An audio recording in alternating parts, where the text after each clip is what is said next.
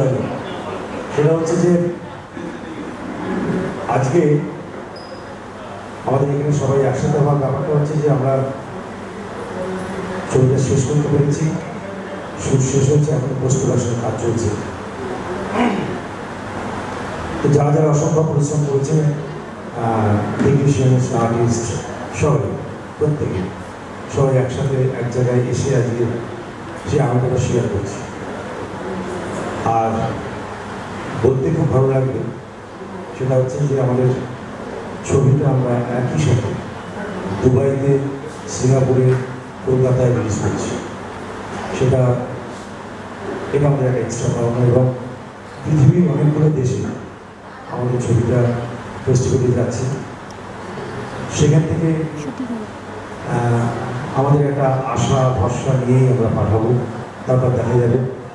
আর আমাদের পশ্চিমবঙ্গের মানুষ ছবি দেখে বিচার করবে আমরা ছবিটা কী বানিয়েছি।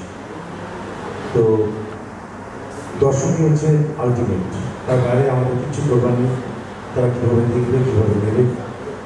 আর এই ছবিতে যারা যারা অভিনয় করেছে তাদের কথা আমি সবচেয়ে আগে বলবো, যারা সেই অর্থে যাদের আমরা চিনি না, যাদের সেভাবে মুখ দেখা যায় না, তাদের কথা। তারা খুব ভালো কাজ করেছে এবং ছোট ছোট পাঠ ওরা করেছে, কিন্তু সত্যি প্রত্যেকের মনে দাগ রাখবে, এটা আমার বিশ্বাস।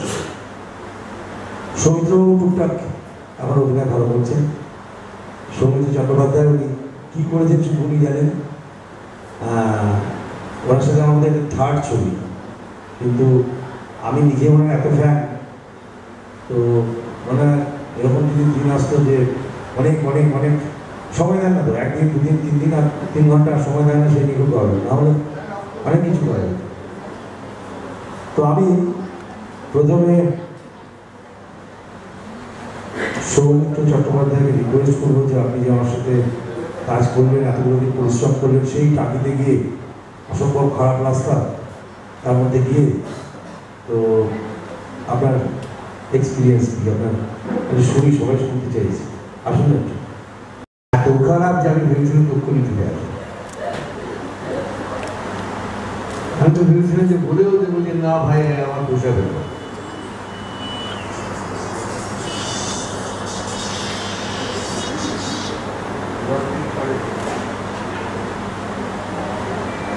কিন্তু পার্থ আমার জন্য কত রাত্রি জেগে দাঁড়িয়েছিল এবং আমাদের সব ব্যবস্থা করলেন। পরের দিন সকালবেলায় যখন শুটিংয়ের জায়গাটাই গেলাম, সেই লোকেশনটা যেন মন ভরে গেল। এত সুন্দর একটা পরিবেশ, এবং সেখানে পার্থ ওয়াজ ইন কন্ট্রোল, এটা আমি দেখলাম, ভালো লাগলো। নিজে সবটা ভেবেছে, সবটাকে এক্সিকিউট করার মতন বোধ বুদ্ধি আছে, এবং সেটা করতে লাগলো যখন, তখন ভালোই লাগলো। এটা আমার কাছে বেশি নতুন কিছু নয়, কেননা ওর সঙ্গে এর আগেও আমি দুটো ছবিতে কাজ করেছি। বিশেষ করে কাগজের নৌকোর মতন একটা দীর্ঘ রোল ওর ছবিতে আমি করেছিলাম। তখন থেকে বুঝেছিলাম যে ও ভালো বিষয়বস্তু খুঁজছে, ভালো আখ্যান খুঁজছে, সেগুলোকে দর্শকদের উপহার দেওয়ার জন্য চেষ্টা করছে।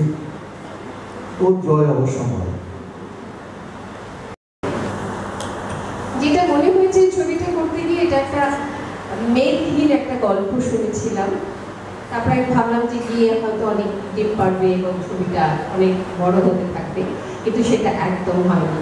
এত কম সময়ের মধ্যে এত শর্ট টেকিংয়ে অনেক বৈচিত্র্য আছে, এবং আমার মনে হয়েছে এই পরিচালক খুব কনফিডেন্ট যেটা করছেন সেটা, মানে ওই আর কি আমারই গোছের আর কি। আমি যদি একটা রোলকে ভুল কনসেপ্ট করি তাহলে আমি অল থ্রু ভুল পাঠ করে যাব, আর যদি ঠিক করি তো অল থ্রু ঠিক।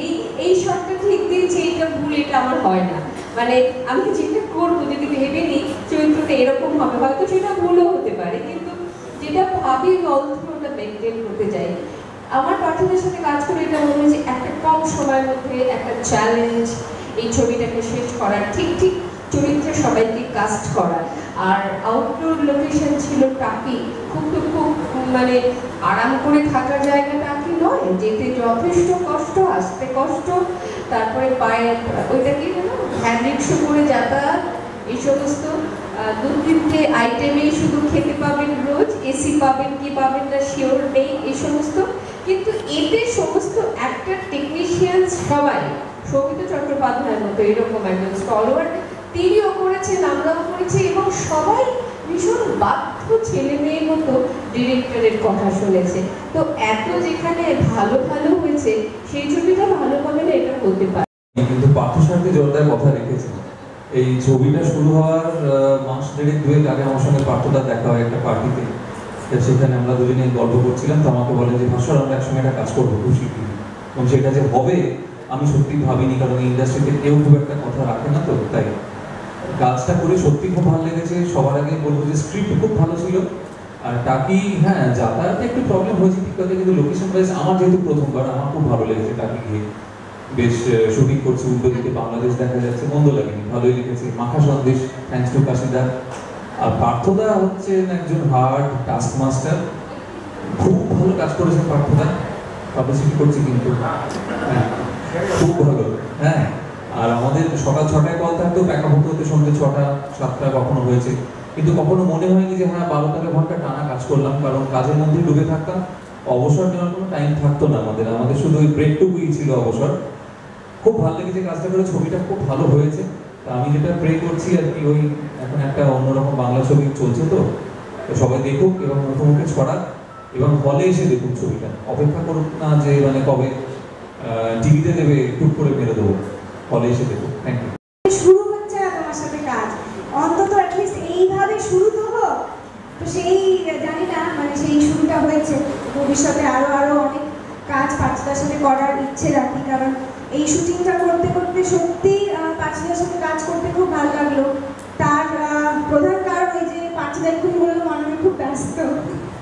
আমি পার্থদাকে বলেছিলাম আমার যে কটা সিন ছিল আর কি, আমার ধারণা ছিল যে 2 দিন লাগবে। পার্থদা একদম কনফিডেন্ট ছিল প্রথম দিন থেকে, না 1 দিন লাগবে, 1 দিনই হবে। আর সব ডে লাইটে ছিল, মানে 5টার মধ্যে লাইট পড়া শেষ করে। তুমি শিওর তো? দেখো আমি কিন্তু পরের দিন করে রাখছি না, আমি কিন্তু আর যেহেতু আউটডোর আমাদের টাকিতে গিয়ে শুটিং করতে হয়েছে, রাখছি না। তখন পার্থদা কনফিডেন্টলি বলেছিল হ্যাঁ তুমি দিয়ে দাও, পরের দিনটা দিয়ে দাও, আমি শেষ করেই ফেলবো। সত্যি সত্যি মানে আমি জানি না অন্য ডিরেক্টর হলে কি করতো, অন্য কোনো ডিরেক্টর হলে হয়তো শুধু তার পরের দিন না তার পরের দিনটাও রেখে দিয়ে নষ্ট করতো, কিন্তু পার্থদা থ্যাঙ্কস টু পার্থদা সেটা করেনি।